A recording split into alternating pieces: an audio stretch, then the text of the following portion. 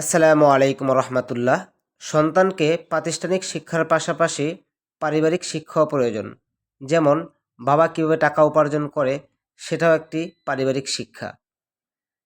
অবশ্যই সন্তানকে মাঝে মাঝেই বাবার পেশা দেখানো উচিত। তার কারণ হচ্ছে, আপনি যখন ছোটবেলায় সন্তানকে না দেখাবেন, তখন বড় হলে তারা অবশ্যই তার বাবার পেশা নিয়ে পরিচয় দিতে লজ্জাবোধ করে।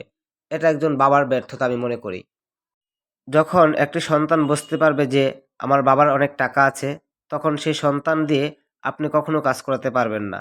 তার কারণ হলো, তারা ভাববে যে আমার বাবার অনেক টাকা আছে। এজন্য বলি, অবশ্যই সন্তানকে কর্মমুখী বানানো উচিত। যাই হোক, আমার সন্তানকে আজকে আমি নিয়ে গিয়েছিলাম আমি কি কাজ করি সেটা দেখানোর জন্যই। যাই হোক, আমার ছেলের জন্য সবাই দোয়া করবেন। আমার সন্তান যেন দিনের খেদমত করতে পারে। সবাই দোয়া করবেন। আসসালামু আলাইকুম ওয়া রাহমাতুল্লাহ।